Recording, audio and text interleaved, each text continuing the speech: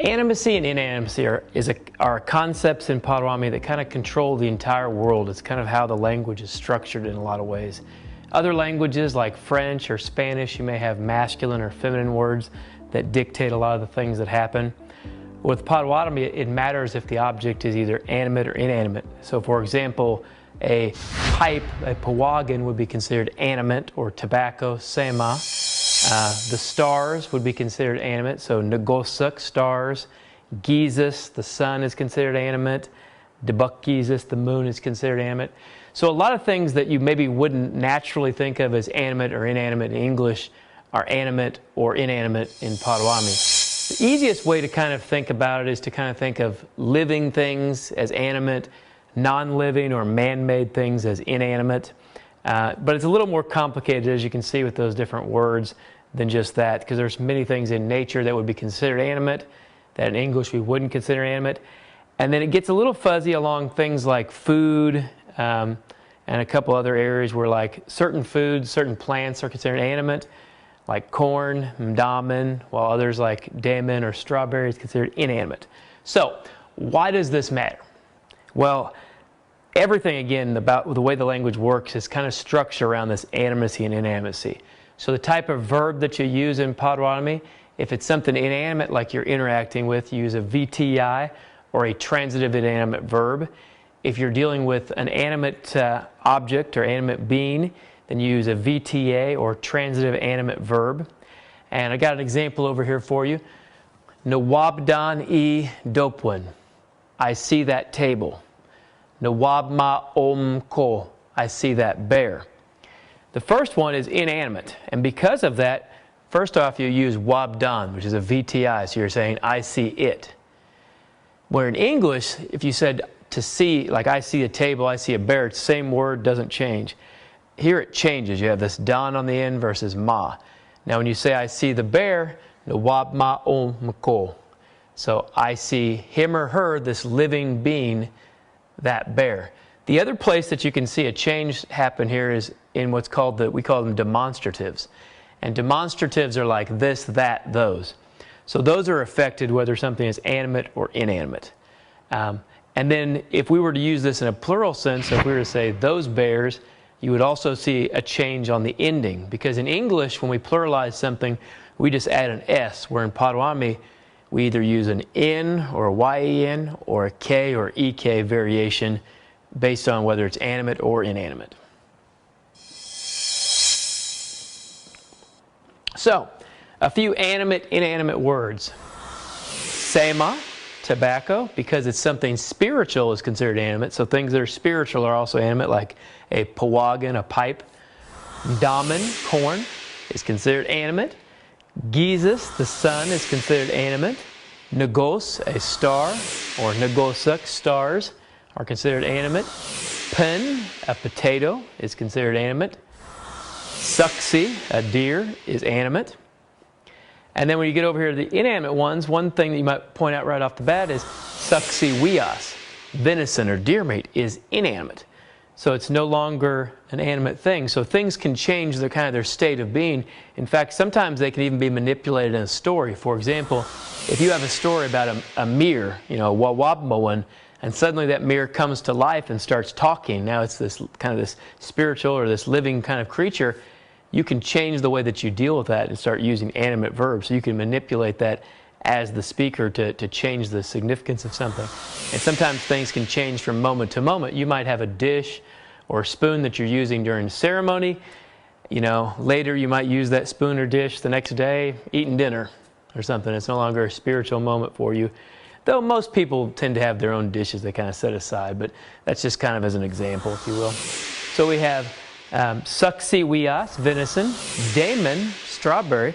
This one kind of gets people sometimes because strawberry is a very important plant for us. We use it in a lot of our ceremonies. A lot of times when people are doing fast, they'll come out and they'll eat strawberries. So you might think, man, this is probably something that's animate. Well, it's inanimate. Paquaquit, a ball. If you paquaquit. Gumsagen, an axe. Gumsagen. Quidasiwagan, a ladder. Quidasiwagan, a ladder. And then debwewan, truth. Debwewan, truth. So this one here is a concept.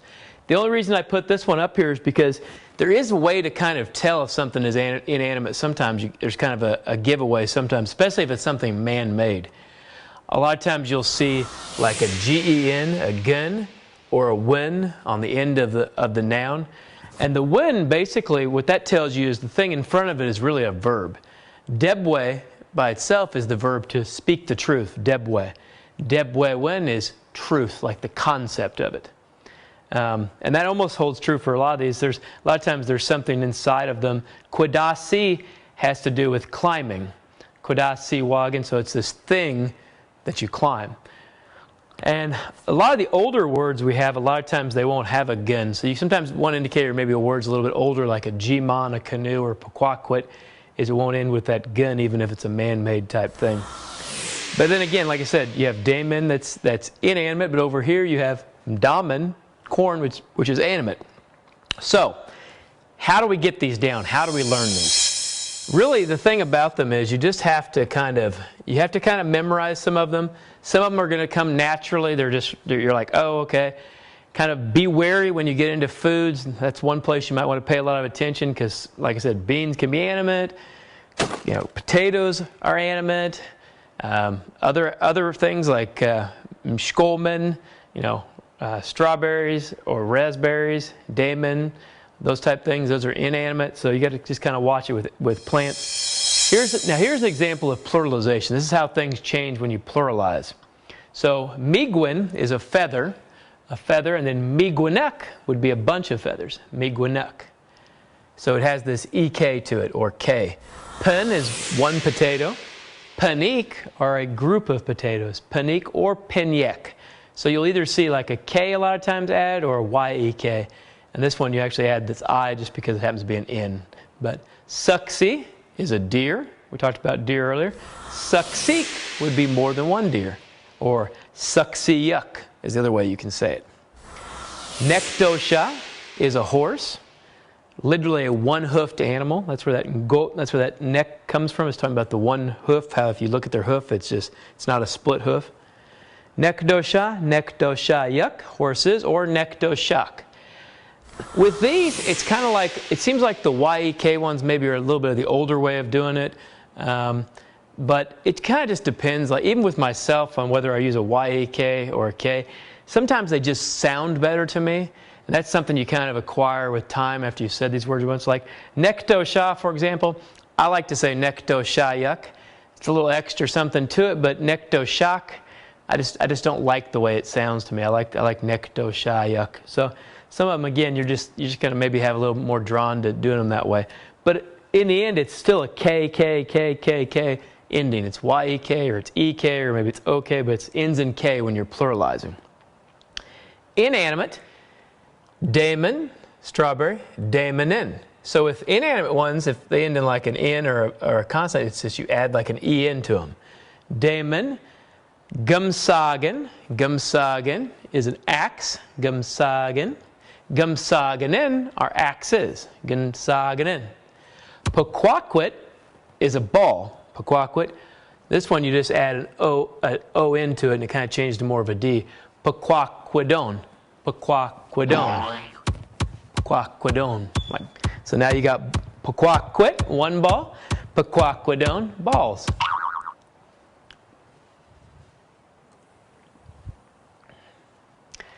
And the final kind of place where it kind of changes things up, where it's important to know whether something's animate or inanimate, is with those demonstratives that we kind of mentioned earlier in those sentences like nawabdan e dopwin or nawabma omko.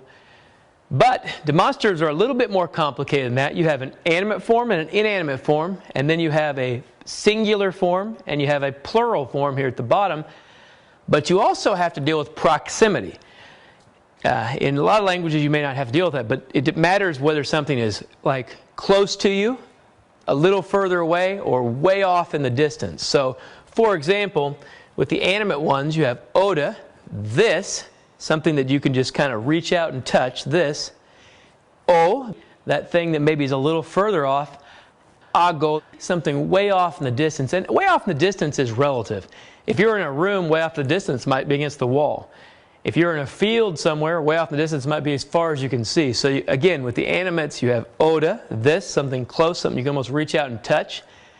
O, that thing or entity a little further off. And that's kind of the generic one we use if you're not certain how close something is. And then ago, that thing that's way off in the distance, ago.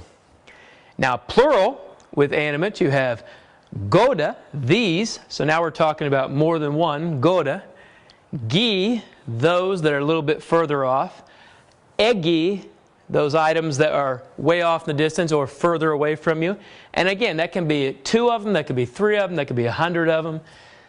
It's all relative, it doesn't matter, just more than one. So, goda, gi, egi. And now if you look at this inanimate form, it starts out the same as the other one. It's oda, so it's oda, this thing that you can reach out and touch. E, that thing that's a little further away. And then e, that item that's kind of out there in the distance, again, relative to where you're at. Plural of this, noda, these, noda. Ni, those. And then any, those things way off in the distance, any. So one more time real quick. Oda, o, ago. Goda, gi, egi. And that's the animate side. Oda, e, noda, ni, any. And that's the inanimate side. So the end result with all this, what is the main thing that you have to kind of take away from this? You're going to make mistakes on deciding if something is animate or inanimate. That's the reality. The best that we can do with these a lot of times is some of them they're natural. They end in a gun, they end in a win, they're inanimate. They're man-made objects, they're probably inanimate if they're not something spiritual that we use. You just have to kind of take it as you go. You'll learn certain things are considered animate, and certain things are considered inanimate. It's like working with a list or working with a group of note cards, and eventually you kind of get them down. What happens if you mess up? You know, it's going to be okay. You're starting to learn the language, you're figuring things out. You may not realize something's animate for a long time, and then when you do, then you just have to kind of switch your mentality on that. Okay, that's something animate, so I need to use a VTA verb with it. I need to use animate demonstrative markers. But if, for example, if you said something like, Namijin e pin, I ate that potato, that's incorrect. Okay? But if you said that, I would understand what you're saying. And eventually, you know, once you realize, oh wait, pen is animate, then you say, oh okay, Ndemoa o pen, I'm going to eat that potato. And now you know to change the verb to moa, to use o, that, for potato. Again, it's not going to be too detrimental, but what we can do is try to recognize those things. The other thing about animacy and inanimacy, sometimes it varies in regions. So in some communities, a word might be animate, and you go into another community, it could be inanimate. So that's another little debacle that you might have with them. But overall, it's not that difficult, and it really does change the way that you see the world around you. Our language does that. Our language is like a portal into the past. We see what was important to our ancestors and what today we still value as traditional Potawatomi people. You know, when you start looking at objects in nature and you start saying like, Nawabma o wanganos, I see that ant, that living creature, him or her, that living being, it changes maybe your perception on that ant. You know, it's no longer just this thing that's kind of in the way, or maybe somebody's going to step on it. It's this living creature, this wanganos. You know, so the same with the earth around us. A lot of things like the sun, the moon, and we talk about them in an animate way, it changes the way that we view the environment around us. So, aha, ill.